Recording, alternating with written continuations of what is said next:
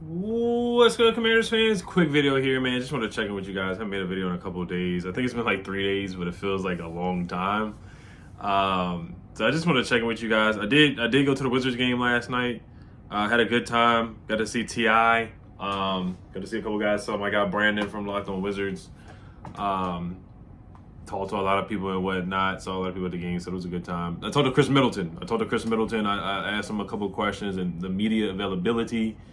And you will, if you look on the Wizards page, media availability at the 10-minute mark, I have a video. I asked Chris Middleton like 2 questions, some on there for the Washington Wizards, or at the Washington Wizards game, asking players questions and stuff like that. So I just want to do a quick, like I said, 5-minute video. Like I said, I'm going to do this all season, just talking about what Jeremy Fowler said, with players' names to watch at the wide receiver market. I definitely will be making some mock draft videos coming up.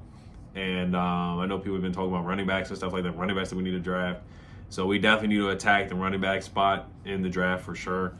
But, so yeah, Jeremy Fowler, he just said names to watch are Cooper Kupp and Christian Kirk. The wide receiver market is not great. And then we know T. Higgins is most likely going to be franchise tagged. That came out by a Bengals beat reporter. And then also the Buccaneers, Greg Allman from Fox Sports revealed that the Tampa Bay Buccaneers and Godwin's representatives have moved the void date on his contract to the start of the new league year. This provides some breathing space to negotiate an extension, which they are working hard to attain. So it looks like a lot of the receivers are going to basically stay where they are or be forced to stay where they are via the franchise tag, or the Bengals franchise tag for T. Higgins again, most likely. And then the Buccaneers are trying to work out a deal. They're not trying to let Chris Godwin go. We know how much Baker Mayfield loves Chris Godwin. Him and Chris Godwin and Mike Evans have great chemistry. So I don't see why the Buccaneers would let him walk. Of course, money could be the reason, and the injury last year. But they love Chris Godwin. So those are 2 free agent wide receivers that are going to be off the market. Not very high on Deebo Samuel. I'm not very high on Cooper Kupp either, coming to DC. Even though he's not terrible. You know, he really is a number 3 in this league at this point. You know, he's just not as shifty as he used to be, or quick. You know, he wasn't the quickest guy. Well, actually, I'm not gonna say that. His route running was incredible, and he still has some of that left. But just injuries, and he's really number 2 to Puka Nacua, or he was. And then the Rams, they're moving on for a reason. They feel like they can do better. He's just not as good as he was. So they're moving on for a reason. So you have to be buyers beware when Sean McVay is moving on from a guy. We know he moved on from Jared Goff, and Jared Goff ended up doing really well with the Lions, but we saw what we did to Jared Goff. But to get back to Cooper Kupp, I think he would be a solid number 3, just not a good number 2. I think it would be an underwhelming. If he's our number 2 guy, day 1, it would be pretty underwhelming. I feel like, we would definitely try to do better. Garrett Wilson may not be made available. I know everybody's like, oh, trade for Garrett Wilson, but has he been made available yet? That's something there too. DK Metcalf, is he really available? No, not at this point. So you're looking around, and the realistic option at this point, things may change. Things change draft night.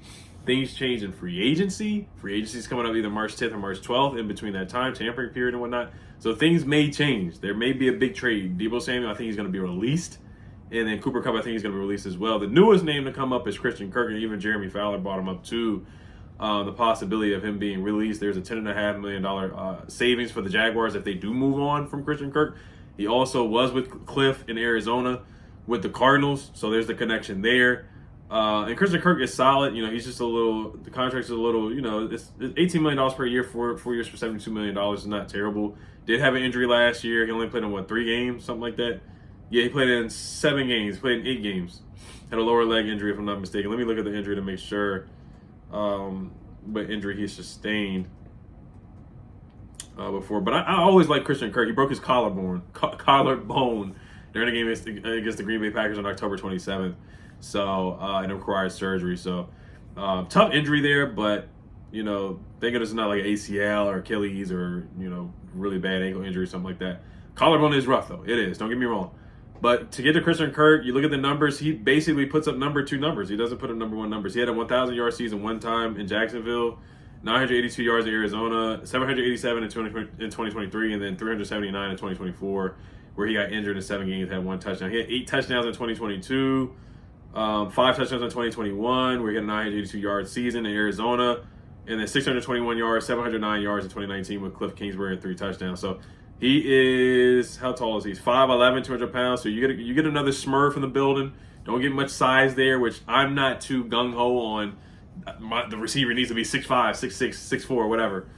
If they can get open, get open. I like route running. That's what I like. I like guys who can run routes. I do like the big body receivers like Noah Brown and guys that can, big body guys and go up there and get it, just in the red zone. But route runners are the guys to me. That's kind of the guys that I like. You always want to have a tall receiver, but Christian Kirk gets open. That's one thing he does, get open.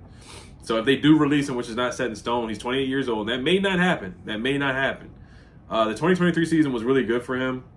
When Target hit like a quarterback rating of like 100 something, which was just really, really good. So he was just a good target for Trevor Lawrence. And I think they made the playoffs that year too, if I'm not mistaken too. That was like the first time. I remember he got that contract. I was like, oh my gosh, he's getting paid so much. But looks like he showed up. But now it's like they may release him, but that's not even set in stone. Like I said, $10.5 million in cap savings. So those are the wide receiver options. If you look at the draft, I do like Luther Burden. I do like Trey Harris. I think he would help out a lot. So those are some of the receivers that you may get at pick 29. But if Garrett Wilson is made available, then you got to make that attempt. I think the pick 29. I mean that's a bargain if you trade just one first round pick with Garrett Wilson. Garrett Wilson is better than the 29th pick. He was the 10th pick in the draft a couple years ago. He's playing like I think he's played up to definitely a first round pick for sure. He's been worthy of that. Like the Jets.